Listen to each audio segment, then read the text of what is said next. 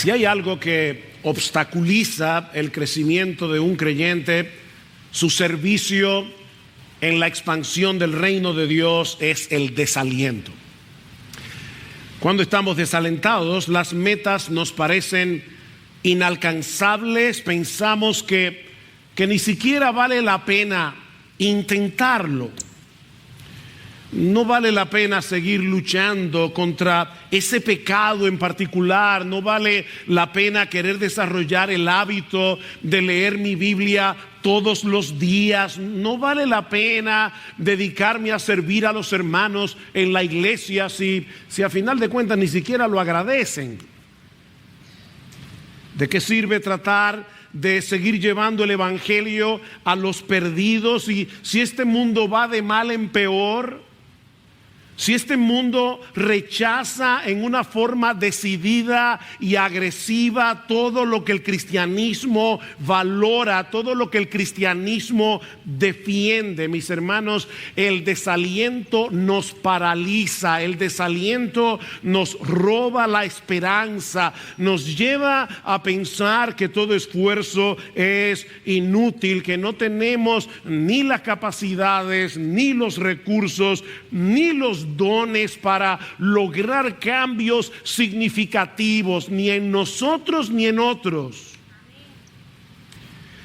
La buena noticia para el creyente es que hay remedio para el desaliento. Y eso es lo que yo espero mostrar en el pasaje que vamos a considerar en esta mañana, que ya leímos hace un momento, Ageo capítulo 2 versículos 1 al 9, continuando con esta serie expositiva en este libro del Antiguo Testamento. Como hemos visto, hasta aquí en el año 537 antes de Cristo, un grupo de israelitas regresaron del exilio para reconstruir la ciudad de Jerusalén, para reconstruir el templo que habían sido devastados por Nabucodonosor unos 66 años antes. Y tan pronto llegaron a Judea, comenzaron a trabajar con mucho ánimo, pero por diversas razones al año siguiente abandonaron el proyecto, se enredaron cada vez más en sus propios asuntos y el templo permaneció en ruinas por unos 16 años. Estos israelitas pusieron sus intereses personales por encima de la gloria de Dios. Pusieron sus intereses por encima de la presencia de Dios en medio de ellos. Pero nuestro Dios, que es un Dios de gracia, que es un Dios bueno, les envía al profeta Ageo y al profeta Zacarías para hacerlos recapacitar.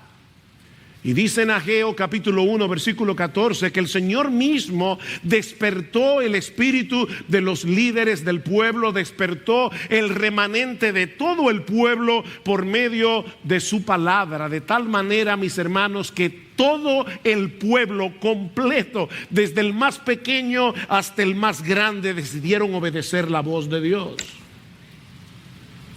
Fue una respuesta sorprendente al ministerio de Ageo. Pero al poco tiempo de haber reiniciado la obra, se enfrentaron con otro problema. Muchos de ellos tenían edad suficiente como para recordar la magnificencia del templo de Salomón. Y eso los desalentó profundamente, porque ellos sabían que no tenían los recursos para llevar a cabo una empresa de esa magnitud. Dice en Esdras capítulo 3 versículo 12 que muchos de los sacerdotes y levitas y jefes de las casas paternas, los ancianos, escuchen bien, que habían visto el primer templo, cuando se echaban los cimientos de este segundo templo delante de sus ojos, lloraban en alta voz, mientras muchos daban gritos de alegría. Aquí vemos el contraste. Los más jóvenes estaban eufóricos porque se había reiniciado la reconstrucción del templo, pero los mayores lloraban porque este nuevo templo les parecía demasiado insignificante. Estos israelitas necesitaban urgentemente unas palabras de aliento. Y si yo conozco un poco de la naturaleza humana, comenzando por la mía. Yo estoy seguro que hay muchos aquí que en el día de hoy necesitan una palabra de aliento. Y eso es precisamente, mis hermanos, lo que nosotros tenemos en este pasaje que vamos a considerar en la mañana de hoy. Ahora, extrañamente, lo primero que hace Dios con este pueblo desanimado, con este pueblo desalentado, es enfrentarlos con la realidad de que el edificio que ellos estaban construyendo definitivamente no podía compararse con el anterior. Una forma rara, ¿verdad?, de alentar al pueblo. En otras palabras, mis hermanos, lo que estoy diciendo es que en vez de meter el problema debajo de la alfombra, lo que hace Dios es sacarlo a la luz y ponerlo delante de sus ojos. Y eso nos lleva de la mano a la primera enseñanza de este pasaje. Tratar de evitar la realidad no es la solución para escapar del desaliento. No metas la cabeza en el hoyo.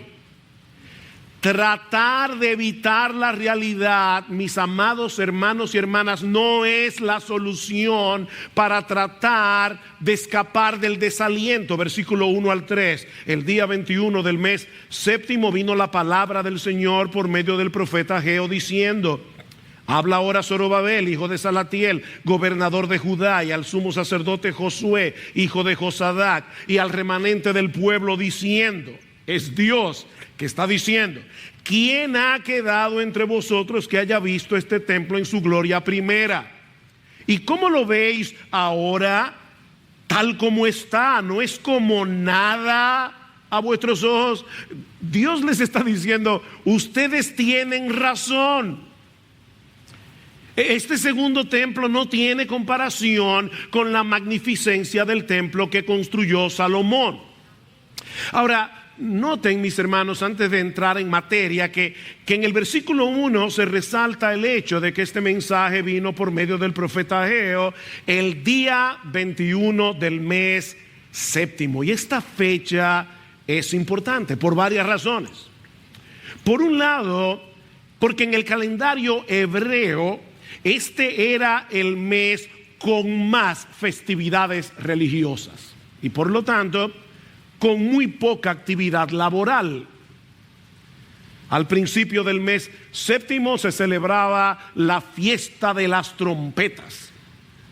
Unos días después, el día de la expiación, el Yom Kippur. Y 5 días más tarde la fiesta de los tabernáculos. Desde el 15 al 22 del mes séptimo los israelitas debían vivir en tiendas de campaña para recordar cómo Dios los había cuidado y protegido durante el éxodo. El problema es que en cada una de esas fiestas había que guardar días de reposo. No se podía trabajar. De manera que venía una festividad tras otra y el proyecto de construcción, que apenas había comenzado un mes atrás, estaba detenido. Pero esta fecha también es importante porque según Primero de Reyes capítulo 8 versículo 2 fue precisamente en el mes séptimo que Salomón inauguró el primer templo. Así que era muy probable que estos israelitas se sintieran frustrados y nostálgicos. Las dos cosas. No habían podido adelantar todo lo que hubieran querido y el recuerdo del antiguo templo les resultaba muy doloroso. Mis hermanos, cuidado con la nostalgia. Cuidado con la nostalgia. Porque puede resultar muy peligrosa. Hay personas que viven ancladas en una supuesta era dorada de la historia de la iglesia. Y piensan que la iglesia de ahora no sirve. Me hubiera gustado vivir en la época de la iglesia primitiva, o me hubiera gustado vivir en el tiempo de Whitefield o en el tiempo de Spurgeon. Y entonces miran a su alrededor lo que está sucediendo en muchas iglesias y se sienten profundamente decepcionados. Estaba recordando cuando pensaba en esto que hubo una época en esta iglesia que ese era el sentimiento de la mayoría de los miembros que han estado aquí prácticamente desde el principio. Siempre que empezábamos a hablar de la historia de nuestra iglesia, cómo comenzamos hace 44 años atrás, en verano del año 1978, recordaban con mucha nostalgia aquellos primeros años cuando había tanto fervor por leer las escrituras, había tanto fervor por evangelizar, había tanto fervor por aprender de teología. Y ciertamente fue una época de verdad muy especial que debemos recordar con mucha gratitud. Pero mis hermanos, no todo era color de rosa. También había mucha inmadurez. También cometimos un montón de errores que jamás quisiéramos volver a repetir. Por eso alguien decía que la nostalgia es una extraña mezcla de mala memoria con una buena imaginación. Nosotros distorsionamos nuestros recuerdos del pasado. Y cuando esa nostalgia nos atrapa, produce en nosotros una sensación de desencanto. Y esa sensación tiende a paralizarnos. Nunca volveremos a experimentar lo que vivimos en esta época. Estos israelitas se habían dejado atrapar por la nostalgia de un pasado muy glorioso y estaban profundamente desanimados. Estamos perdiendo el tiempo. Nunca podremos equiparar este templo con el primero. Pero entonces viene Dios por medio del profeta Ageo y les dice: ¿saben qué? Ustedes tienen razón. Ustedes tienen razón.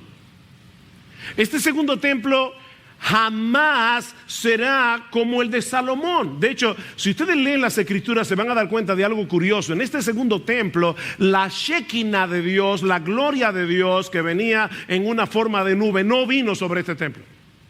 De hecho, el arca del pacto había desaparecido. En el lugar santísimo ellos no tenían arca del pacto. Este segundo templo ni en sombra tenía la gloria del primero. Y sin embargo, ahora Dios les dice: pero ¿saben qué? No deben desalentarse. No deben desalentarse. Y esto por dos razones. En primer lugar, porque el avance de la obra de Dios no depende de nuestros recursos y capacidades. El avance de la obra de Dios depende de su presencia en medio nuestro. El asunto aquí no es la magnificencia del edificio. El asunto aquí es la presencia de Dios. Noten el versículo 4. Pero ahora esfuérzate, Zorobabel, declara el Señor. Esfuérzate tú también, Josué, hijo de Josadac, sumo sacerdote. Y esforzaos todos vosotros, pueblo de la tierra, declara el Señor. Y trabajad, porque yo estoy con vosotros, declara el Señor. Conforme a la promesa que os hice cuando salisteis de Egipto, mi espíritu permanece en medio de vosotros, no temáis. El problema de esta gente era que estaban magnificando los obstáculos y minimizando a Dios. Mis hermanos, lamentablemente nosotros tenemos un Dios muy pequeño. Yo no estoy diciendo que Dios es pequeño, de ninguna manera. Yo estoy diciendo que el problema nuestro es que en nuestra mente nosotros minimizamos a Dios y magnificamos los obstáculos. La debilidad de estos israelitas era real. Su falta de recursos en comparación con los que tuvo Salomón en su tiempo era real. Pero a final de cuentas, ellos tenían lo necesario. Ellos tenían lo necesario. ¿Ustedes recuerdan cuál fue la palabra de David a Salomón cuando él iba a iniciar el templo? La construcción del primer templo. Esfuérzate, sé valiente y haz la obra, no temas ni te acobardes, porque el Señor Dios, mi Dios, está contigo. Él no te fallará ni te abandonará hasta que toda la obra del servicio de la casa del Señor sea acabada. Estas palabras son muy similares a las de Ageo en los versículos 4 al 5. Esfuércense, trabajen y no teman. Esfuércense, trabajen y no teman. No se queden ahí sentados esperando que lleguen tiempos mejores. Tomen la determinación de hacer lo que tienen que hacer. ¿Saben por qué? Porque se van a sentir mejor si hacen un esfuerzo. No, mis hermanos. Lo que tenemos aquí no es ese tipo de estímulo psicológico. Lo que estaba detrás de esa nota de aliento era una realidad mucho más trascendente y gloriosa que ellos debían contemplar con los ojos de la fe, porque yo estoy con vosotros, declara el Señor. Yo estoy con ustedes. Esfuércense, trabajen, no teman, porque yo estoy con ustedes, mis hermanos. Ese es el mensaje de Dios para mí y para ti. En nuestras propias fuerzas, nosotros somos menos que nada, pero amparados en el poder del Todopoderoso, mis hermanos, ¿habrá algún obstáculo que sea imposible de vencer? Esta semana, uno de los hermanos de nuestro grupo pequeño nos recordó una frase que Jerry Bridges usa en algunos de sus libros y que describe muy bien esa dinámica misteriosa de la vida cristiana. La frase es responsabilidad dependiente. Tú y yo necesitamos asumir una responsabilidad dependiente. En otras palabras, haz lo que tengas que hacer. No rehuyas tu responsabilidad, pero no cometas el error de hacerlo en tus propias fuerzas. Responsabilidad dependiente. Es la presencia de Dios con nosotros lo que hace la diferencia. Y es por eso que esta promesa se repite una y otra vez, una y otra vez, una y otra vez a lo largo de todas las Escrituras. Deuteronomio 31. Dios le dice a Josué: sé firme y valiente, porque tú entrarás con este pueblo en la tierra que el Señor ha jurado a sus padres que les daría. El Señor irá delante de ti. Él estará contigo. No te dejará, no te desamparará. No temas ni te acobardes. La misma palabra de Ageo. Y luego en Josué capítulo 1 versículo 5, nadie te podrá hacer frente en todos los días de tu vida. ¿Tú dices eso? Nadie te podrá hacer frente en todos los días de tu vida. ¿Por qué? Porque así como estuve con Moisés, estaré contigo. No te dejaré ni te abandonaré. Versículo 9, no te lo he ordenado yo. Sé fuerte y valiente. No temas, no te acobardes, porque el Señor tu Dios estará contigo por donde quiera que vayas. No hay un lugar, no hay una esquina en todo el universo en el que nosotros estemos solos de Dios. Y así, créame, yo pudiera seguir citando un texto tras otro. Uno de los problemas que tuve esta semana fue saber qué texto coger, qué texto dejar.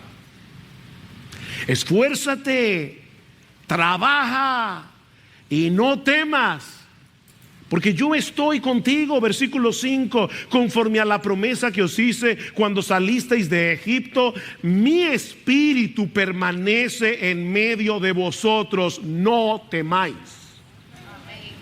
No temáis. En vez de fijar sus ojos en las glorias pasadas del templo de Salomón y llenarse de una nostalgia paralizante, recuerden, le dice Dios, el pacto que yo hice con ustedes. Cuando los saqué de la tierra de Egipto, yo les hice una promesa, que yo sería vuestro Dios, que ustedes serían mi pueblo, que mi espíritu estaría en medio vuestro, declara el Señor, el mismo espíritu que le dio orden al caos en la creación. Mi espíritu estará con ustedes. O como lo dice más adelante a través del profeta Zacarías. No es con ejércitos, es un texto muy conocido, no es con ejército, no es con fuerza, sino con mi espíritu, ha dicho Jehová de los ejércitos. Mis hermanos, la obra del Espíritu en nosotros no elimina nuestra responsabilidad. ¿Se dieron cuenta? Nosotros tenemos que esforzarnos. Nosotros tenemos que trabajar. Tenemos que hacer lo que tenemos que hacer. Pero sabiendo al mismo tiempo que en una forma misteriosa el Espíritu está moviendo nuestra voluntad y está haciendo eficaz nuestra labor. ¿Quién toma la decisión de trabajar? Tú y yo. ¿Qué pasó previo a eso? El Espíritu de Dios obró. Por eso es que Pablo dice en Efesios capítulo 2 versículo 10 que nosotros somos creados por Dios, nuevas criaturas, somos una nueva creación de Dios, y que Dios ha puesto delante de nosotros buenas obras para que anduviésemos en ellas, de tal manera que todo lo que hacemos después de convertidos es solo para la gloria de Dios. Es su gracia en mí, como cantábamos hace un momento. Así que anímate, mi hermano. ¿Tú viniste desanimado a la iglesia hoy? Pensando que tú eres un inútil. ¿Tú crees que tú eres un inútil? Bueno, déjame decirte, tú eres un inútil, pero Dios es todopoderoso. Y es increíble lo que Dios todopoderoso puede hacer con un inútil que se pone en sus manos.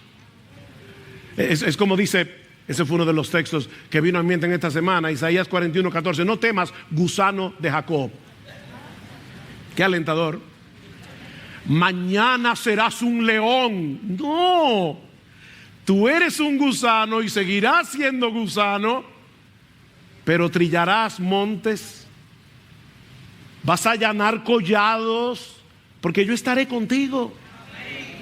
Esfuérzate, mi hermano, anímate, mi hermano, porque no estamos solos. Nuestro bendito Señor y Salvador ha prometido estar con nosotros todos los días hasta el fin del mundo. No os dejaré huérfanos, dice Jesús a sus discípulos, vendré a vosotros. Y Él está hablando aquí no de la segunda venida, Él está hablando de la promesa de enviar su Espíritu. Nosotros somos el templo del Espíritu, nosotros somos la morada del Espíritu. ¿Tú te das cuenta, mi amado hermano y hermana, lo que eso significa? Si eres cristiano, el Espíritu Santo mora en ti, está obrando en ti y por medio de ti. Eso debería ser suficiente para sacarnos del pantano del desaliento.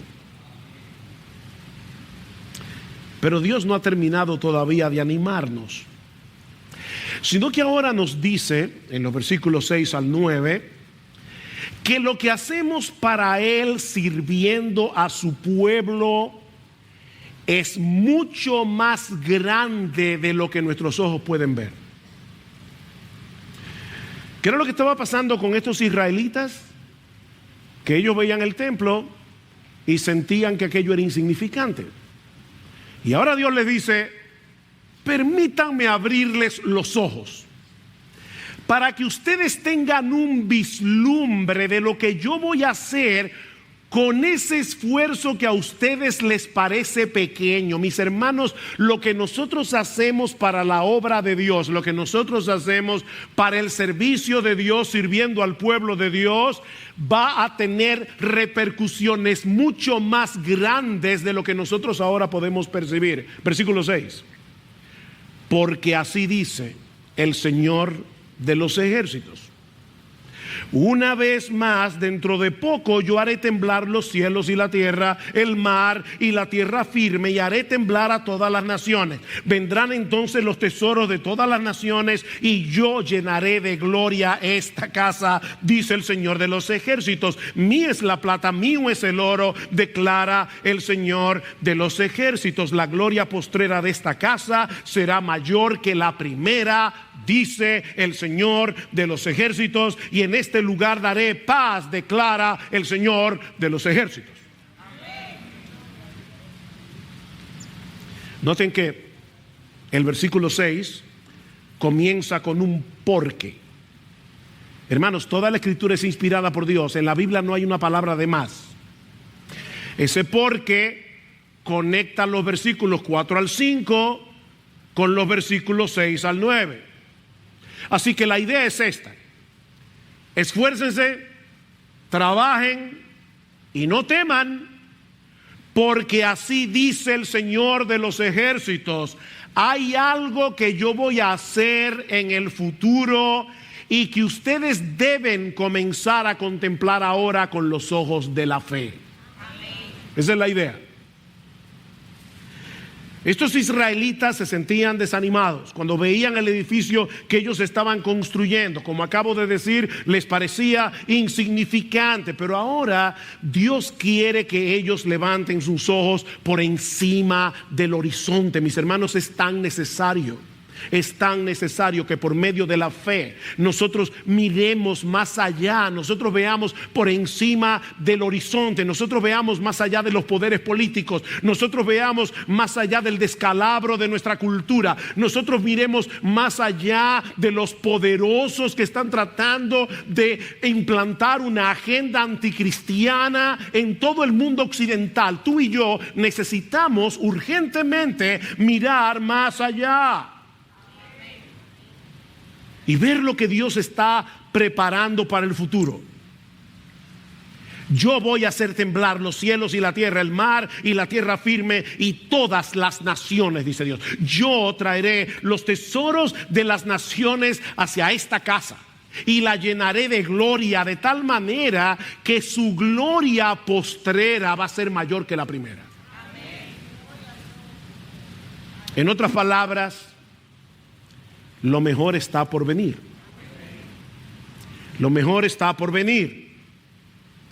Alguien ha parafraseado este pasaje de esta manera: anímate, trabaja y no temas, porque todo lo que estás construyendo es más grande de lo que tus ojos ven. Todo lo que ves es un templo insignificante, como nosotros muchas veces miramos a la iglesia y eso es lo que vemos, un templo insignificante. Pero Dios promete tomar tu trabajo, llenarlo con su gloria y hacer que tus esfuerzos sean 1,000,000 de veces más de lo que jamás imaginaste.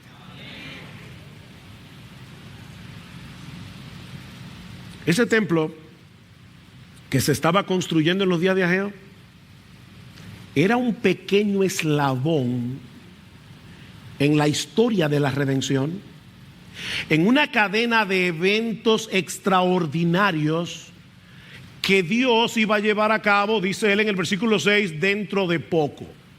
Ahora, obviamente, hermanos, ese dentro de poco es en el calendario de Dios, no en el nuestro. Dentro de poco. Y como para Dios un día es como 1000 años, 1000 años es como un día. Es dentro de poco. Espérenlo. Yo voy a hacer temblar la tierra. Mis hermanos, siempre que se usa esa frase, ese tipo de expresión en las escrituras, es para referirse a una manifestación visible de la presencia magnificente de Dios. ¿Recuerdan lo que pasó en el monte Sinaí? Cuando Dios descendió para dar la ley al pueblo, dice que el monte humeaba, dice que vino un gran temblor, dice que se oía un sonido de bocina. El pueblo estaba aterrado porque Dios había descendido del cielo con toda su magnificencia a encontrarse con su pueblo. De manera que lo que él está diciendo aquí es que él mismo se haría presente en medio de su pueblo en la magnificencia de su gloria. O sea, lo que el templo del Antiguo Testamento representaba se haría realidad. ¿Qué era lo que ese templo representaba? La presencia de Dios. Y ahora Dios está diciendo: no se preocupen, yo voy a hacer temblar los cielos, yo voy a hacer temblar la tierra, porque yo mismo vendré. y me haré presente en medio de su pueblo. ¿Cuándo se cumplió esta profecía? Bueno, inicialmente se cumplió en la encarnación del Hijo de Dios, cuando la segunda persona de la Trinidad asumió una naturaleza humana para venir a salvarnos. Juan capítulo 1, versículo 1, en el principio era el verbo era con Dios, el verbo era Dios. ¿Y qué dice en el versículo 14? Y aquel verbo fue hecho carne y vimos su gloria, gloria como del unigénito del Padre, lleno de gracia y de verdad. Jesucristo es el templo de Dios. Es por eso que en el capítulo siguiente, en Juan capítulo 2, cuando el Señor es retado por la limpieza del templo, ¿qué les dice Cristo? Destruid este templo y en 3 días yo lo levantaré. Y Juan aclara en una nota editorial, pero él hablaba del templo de su cuerpo. Él hablaba del templo de su cuerpo. Es por eso que en Mateo capítulo 12 versículo 6 Cristo le dice a los judíos, señalándose a sí mismo: uno mayor que el templo está aquí. Yo soy mayor que el templo. Mis hermanos, Cristo es el verdadero templo de Dios. Cristo es el lugar de encuentro entre Dios y los hombres.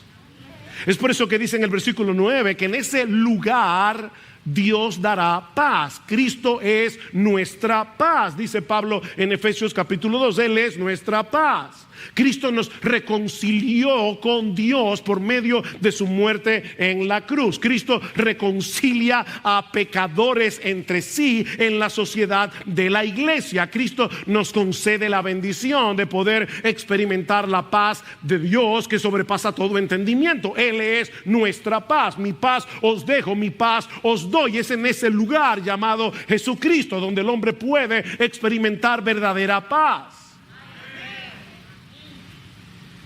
Y Él está atrayendo hacia sí a todos los elegidos del Padre y formando con ellos un gran templo espiritual en el que manifiesta su gloria, como dice Pablo en Efesios capítulo 3 versículo 21. A Él sea gloria en la iglesia, en Cristo Jesús, por todas las edades. Es en ese contexto que los tesoros de las naciones serán traídos y consagrados a Dios. Yo estoy consciente de que la Reina Valera del 60 dice: y vendrá el deseado de las naciones, pero ahí hay un problema. El verbo está en plural. Lo que dice es vendrán.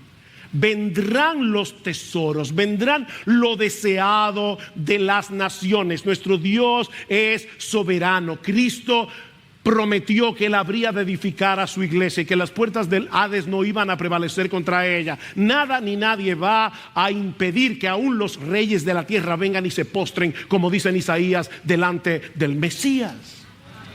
Y al final en Apocalipsis dice que los reyes de la tierra traerán sus glorias al Mesías.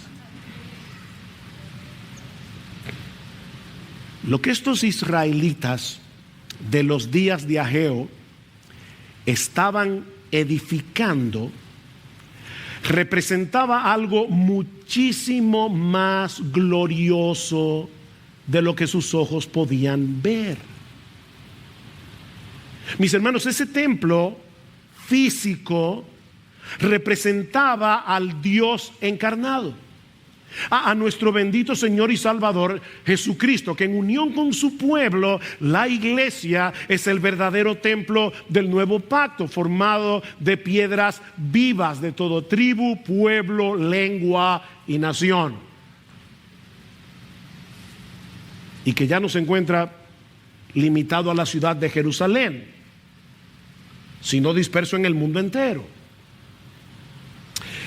Ahora déjame ayudarte a ver las implicaciones de todo esto para nosotros hoy. Porque es posible que algunos de nosotros estemos padeciendo de la misma miopía espiritual que tenían estos israelitas de los días de Ageo. Cuando ellos veían lo que estaban construyendo, les parecía insignificante. Ahora yo te pregunto, ¿y qué de nosotros hoy? Mis hermanos, ¿estamos nosotros conscientes de lo que implica trabajar para la edificación del templo de Cristo? Y no olviden que aquí no estamos hablando de este edificio de varilla y de cemento. Estamos hablando del verdadero templo. Pablo dice en Efesios 2 que los creyentes estamos siendo edificados, escuchen esto mis hermanos, es importante, sobre el fundamento de los apóstoles y profetas, siendo la principal piedra del ángulo Jesucristo mismo, en quien todo el edificio, ¿quién es el edificio? Nosotros los santos, los creyentes que estamos siendo edificados sobre la doctrina apostólica, en quien todo el edificio bien coordinado va creciendo para ser un templo santo en el Señor. Nosotros nos mudamos aquí, en este edificio, en el año 1998, si no me acuerdo mal. Del 98 hasta acá, este edificio no ha crecido ni una pulgada. Está del mismo tamaño. Sin embargo, el edificio que Pablo está describiendo en Efesios 2 es un templo que crece. ¿Se dieron cuenta? Dice, bien coordinado, va creciendo para ser un templo santo en el Señor. Este es un edificio que crece. Porque la iglesia no solamente es un edificio, sino que también es un cuerpo. Estas dos metáforas, estas dos figuras se complementan entre sí. Y Pablo nos explica cómo es que ocurre ese crecimiento de este edificio que es también un cuerpo, que es el templo de Dios, que es la iglesia del nuevo pacto. ¿Cómo ocurre eso? Bueno, sucede de esta manera. Dios le da a esa iglesia pastores y maestros. ¿Y qué hacen esos pastores y maestros? Enseñan la palabra y equipan a los santos para que los santos hagan la obra del ministerio. Y dice más adelante que todos nosotros, óyeme, miembro de Iglesia Bíblica del Señor Jesucristo, si tú eres miembro de esta iglesia, yo no estoy hablando de tu vecino, estoy hablando de ti. De ti, que tu nombre está en una lista de miembros de esta iglesia. Todos nosotros, dice Pablo, hablando la verdad en amor, podamos crecer en todo en aquel que es la cabeza, esto es Cristo, de quien todo el cuerpo bien concertado y unido entre sí por todas las coyunturas que se ayudan mutuamente según la actividad propia de cada miembro, el cuerpo recibe su crecimiento para ir edificándose en amor. Cada miembro tiene sus propios dones, cada miembro ocupa su lugar, cada miembro tiene algo que hacer aquí. Mi hermano, mi hermana, tú te das cuenta que al hablar la verdad en amor a algún hermano, algún miembro de tu iglesia, tú estás puliendo esa piedra viva para que el templo de Cristo siga creciendo en gloria y hermosura.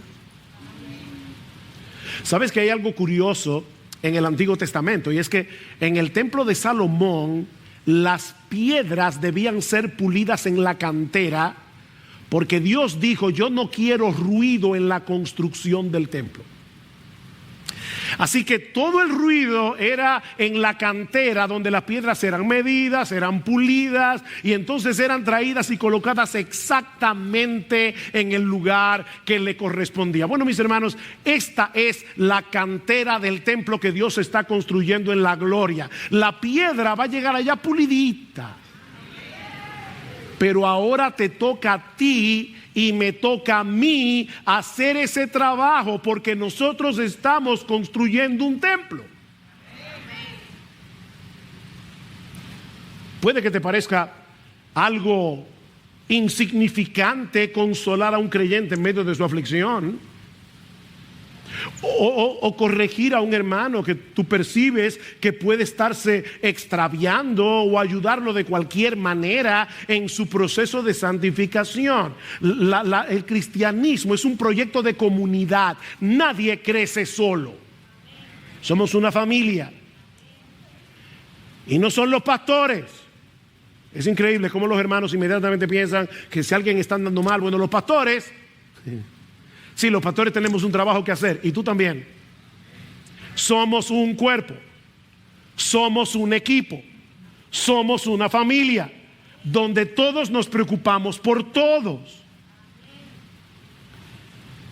Y si lo miras con los ojos de la fe, te vas a dar cuenta que tú estás contribuyendo con algo extraordinariamente glorioso, que verás en todo su esplendor cuando nosotros estemos en la presencia misma de Dios. Es interesante que el autor de la carta a los Hebreos cita a Ageos 2. Ageo 2:6. Y nos dice en los versículos 26 al 27 del capítulo 12 que el cumplimiento final de esa profecía será una realidad cuando esta vieja creación sea completamente restaurada en los cielos nuevos y en la nueva tierra. Por eso yo les decía que el cumplimiento inicial de esa profecía se cumplió con la primera venida de Cristo.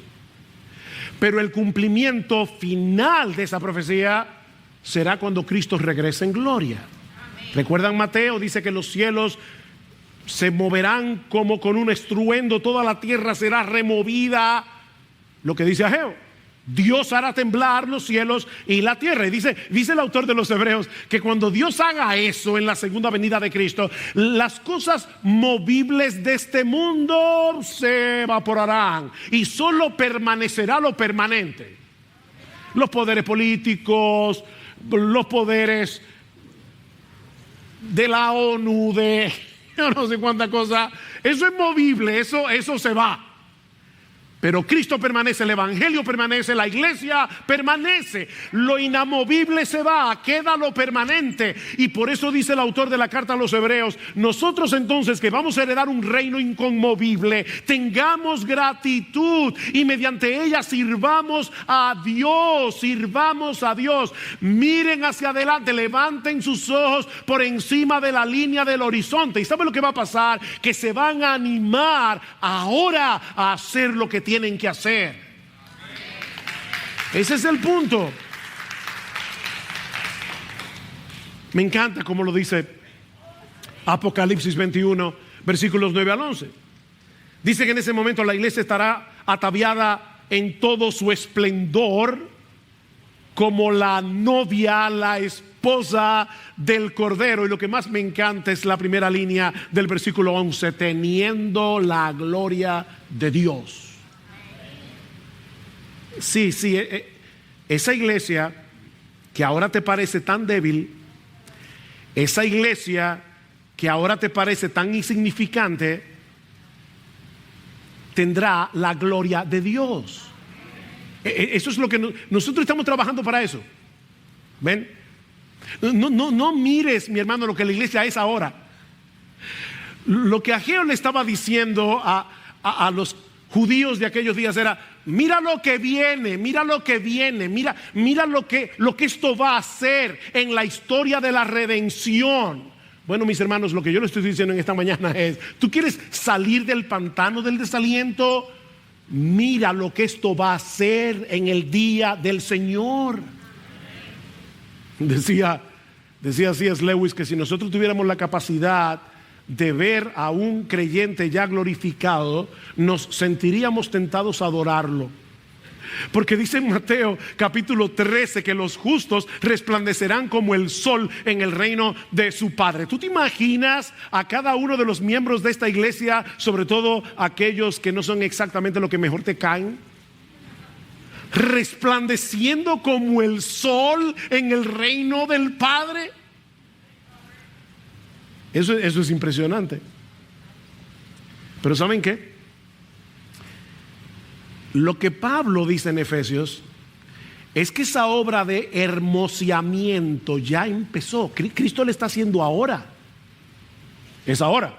Maridos, amad a vuestras mujeres como Cristo amó a la iglesia y se entregó por ella para santificarla. Cristo está santificando a la iglesia. Ajá, ¿y cómo es que Cristo está santificando a la iglesia? Por medio de la labor de los mismos miembros de la iglesia, Efesios 4. ¿Se perdieron? ¿O los perdí? Cristo está haciendo algo en su iglesia, en sus verdaderas iglesias, y lo está haciendo a través de la iglesia,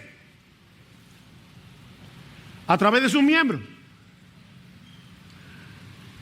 Cuando cada uno pone su don en operación, cuando cada uno hace lo que tiene que hacer. Algunos tendrán una labor muy visible, los que predican, los que enseñan. Otros simplemente pasarán totalmente desapercibidos porque en una forma informal, privada, están discipulando a un creyente. Están llamando por teléfono a un hermano que no están viendo aquí sentado porque les preocupa que se esté descarriando. Exhortaos los unos a los otros, Hebreos capítulo 3, exhortaos los unos a los otros entre tanto que se dice hoy, para que ninguno de vosotros se endurezca por el engaño del pecado. Nadie sabe que este miembro llamó a este miembro. Es algo privado, no es algo público, pero mis hermanos, nosotros estamos construyendo algo impresionante.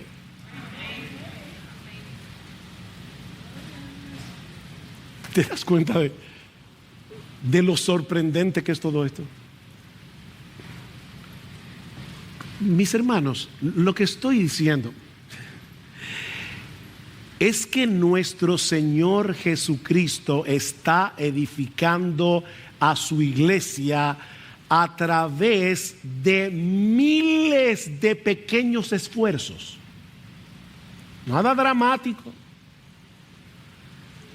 Miles de pequeños esfuerzos llevados a cabo por personas débiles como tú y como yo. ¿No te anima eso?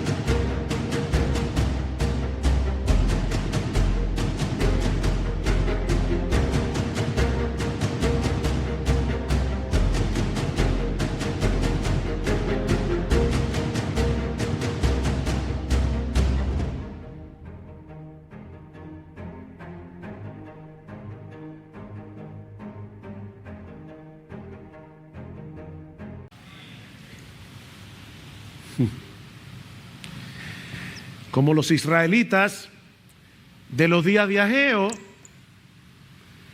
nosotros estamos edificando algo 1000 veces más grande de lo que nuestros ojos hoy pueden ver. Dios está con nosotros y en nosotros por su Espíritu, moviendo nuestra voluntad, haciendo eficaz nuestra labor para que las cosas que hacemos para Él en beneficio de su pueblo, por insignificantes que ahora nos parezcan, cumplan su propósito para la edificación y el hermoseamiento de este templo. Amén. Miren, solo en el cielo nosotros vamos a saber cómo Dios usó una palabra tuya en un momento dado para darle una pulidita a una de estas piedras vivas. Es más, puede ser que a ti ya se te olvidó. Lo bueno es que Dios no olvida. Dice que Él tiene un libro de memoria. Dios tiene un libro allá arriba. Miren, mis hermanos, hasta un vaso de agua dice que Dios lo va a recompensar. Eso para mí me parece increíble, porque es Dios el que mueve nuestra voluntad, es Dios el que hace eficaz nuestra labor y luego Dios nos recompensa. Y Él no olvida. Aquí la gente sí olvida, pero Dios no. Él tiene buena memoria. Y ahora yo te pregunto, ¿tú crees eso? ¿Tú crees eso? ¿Tú crees que Cristo puede edificar y hermosear esta iglesia bíblica del Señor Jesucristo a través de ti, a través de ti, a través de ti, a través de tú crees eso? Dice Pablo en 2 Corintios 12:9 que el poder de Dios se perfecciona en nuestra debilidad. Aunque en este momento seamos incapaces de ver el resultado final de nuestro esfuerzo. Es por fe que andamos, no por vista. Así que anímate, mi hermano, mi hermana, anímate a poner tus dones en operación, anímate a servir donde tengas la oportunidad de hacerlo, porque lo cierto es que lo que estás edificando ahora es mucho más grande de lo que eres capaz de ver. Ya me lo dijo, pastor, y te lo repito otra vez. A Pablo no le era molesto repetir la misma cosa y a mí tampoco. Es que yo quiero que tú trabajes por fe. Eso es como los maestros de niños. Yo admiro a los maestros de los niños. Yo no me acuerdo quién era mi profesora de primaria, de tercero de primaria. No recuerdo quién era, ni cómo se llamaba. Mi hermano Eric tiene una memoria de elefante, él se acuerda de todo eso. Yo no me acuerdo de nada. Pero yo solamente sé una cosa, y es el hecho de que todos mis maestros en la escuela poco a poco fueron contribuyendo con un poco de conocimiento, un poco de conocimiento, un poco de conocimiento. Ya yo no me acuerdo quiénes son, no me acuerdo qué fue lo que me enseñaron, pero todo se fue acumulando y de algo sirvió hasta el día de hoy. ¿Eso pasa con la iglesia? Eso pasa con la iglesia, un poquito aquí, un poquito acá, un poquito allá.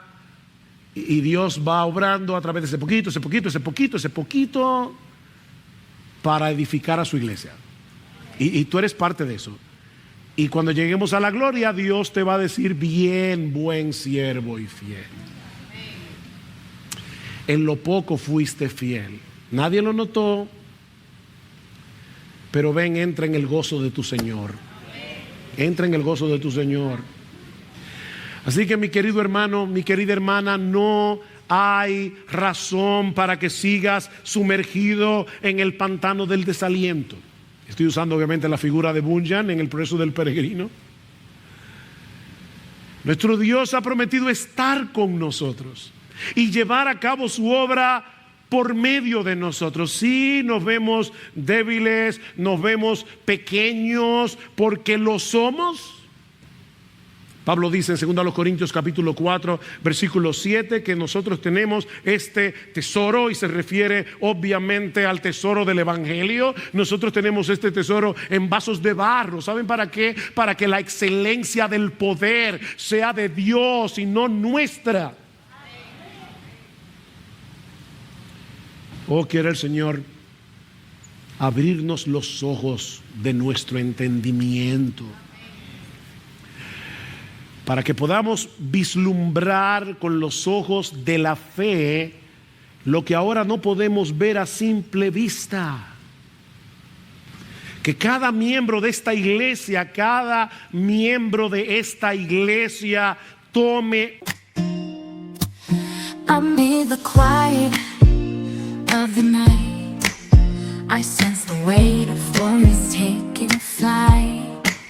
But darling, listen close and hear my plea. In this melody I ask, darling, don't you weep for me. In the shadows where fears reside, I find solace in the love you provide. With every step you ease my pain. In your embrace I find shelter from the rain. Darling, don't cry, Don't shed a tear, for I'll be your fortress. I'll always be near. Though storms may rage and oceans may roar, I'll stand by your side. Hoy la decisión de ser un constructor responsable, o para decirlo más precisamente de forma teológica, que cada miembro de esta iglesia tome hoy, ahora, la decisión de llegar a ser un constructor responsablemente dependiente del Espíritu de Dios. Responsablemente dependiente, cada uno según los dones, cada uno según las oportunidades que el Señor nos da. Querido hermano de IBCJ, esfuérzate, trabaja y no temas, porque el Señor está contigo. Ninguna labor que lleves a cabo por amor a Cristo y por el bien de su iglesia quedará sin fruto. Mi amado hermano, nada es insignificante, por pequeño que te parezca a ti, porque es a través de esos miles y miles y miles de pequeños esfuerzos que Cristo está llevando a cabo su promesa: yo edificaré mi iglesia. Permítame concluir con unas palabras de bendición, que es mi anhelo y oración por Iglesia Bíblica del Señor Jesucristo, y que resume extraordinariamente esta exhortación, este ánimo del profeta Ageo. Dice en Hebreos capítulo 13, versículo 20, que el Dios de paz, que resucitó de los muertos a nuestro Señor Jesucristo, el gran pastor de las ovejas, por la sangre del pacto eterno, y ahora escuchen, os haga aptos en toda buena obra, para que hagáis su voluntad, haciendo Él en vosotros lo que es agradable delante de Él, por Jesucristo, al cual sea la gloria por los siglos de los siglos. Amén.